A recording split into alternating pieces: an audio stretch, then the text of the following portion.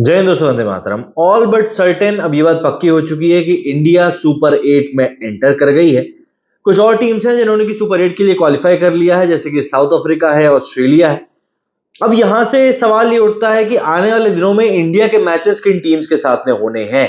देखिए, अगर हम 20 तारीख से लेकर 25 जून तक की बात करें, मतलब 5 दिनों की अगर हम बात करें, तो इन 5 से 6 दिनों में ही इंडिया के 3 मैचेस होने हैं और ये तीनों के तीनों ही मैचेस बहुत ज्यादा इंपॉर्टेंट होने हैं।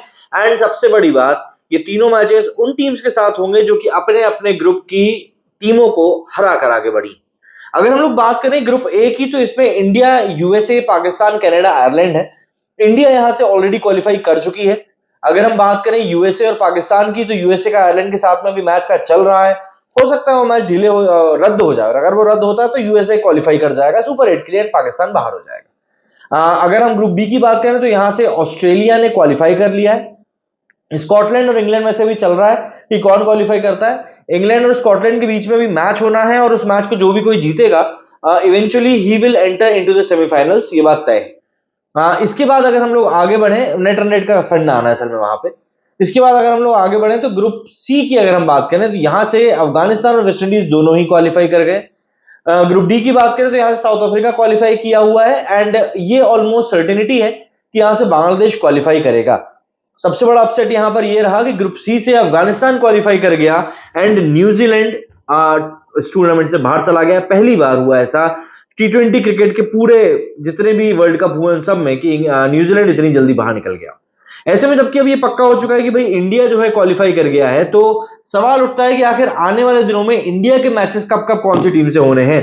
देखिए, 20 तारीख की अगर मैं बात करूं, तो इस दिन इंडिया का मैच अगर न्यूजीलैंड क्वालिफाई करता तो न्यूजीलैंड से होना था। बट अब ये बात पक्की हो चुकी है कि न्यूजीलैंड तो बाहर हो चुका है।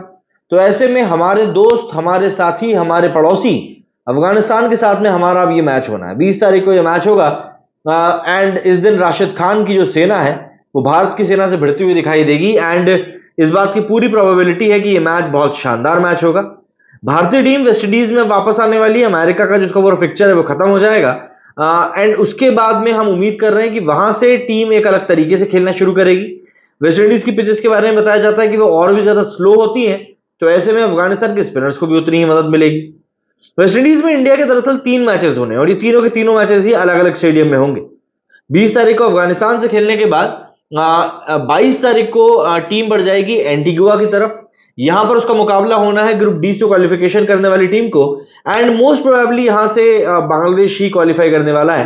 तो एक बात फिर से तय है कि इंडिया और बांग्लादेश में जो एक नोकझोंक सी चलती है वो एक बार फिर से वर्ल्ड कप में दिखाई देगी। तारीख होगी 22। पूरी ताकत लगा देगी बांग्लादेश भी इंडिया को हराने की। उनको उनके मन में भी खैर काफी कुछ रहता है, अब क्या बोले। तो इंडिया का जो दूसरा मैच है वो ऑल बट सर्टेन बांग्लादेश के साथ में होना है। तीसरे मैच की बात करें तो ये मैच सबसे इंपॉर्टेंट बताया जा रहा है।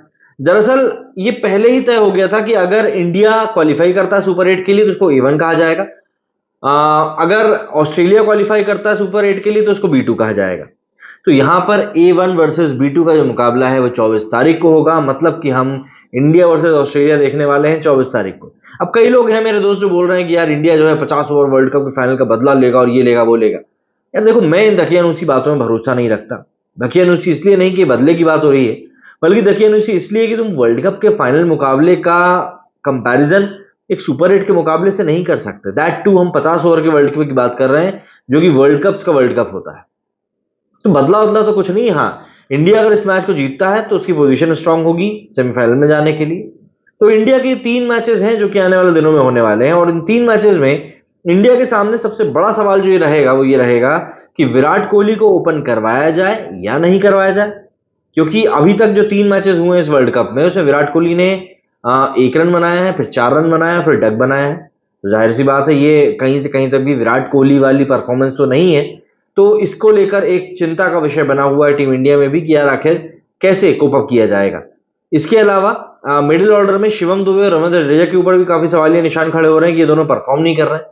एज एन ऑलराउंडर अगर मैं बात करूं तो रवींद्र जडेजा को तो मौका नहीं मिला है ज्यादा बॉलिंग करने का, लेकिन शिवम दुबे को भी मौका नहीं मिला है।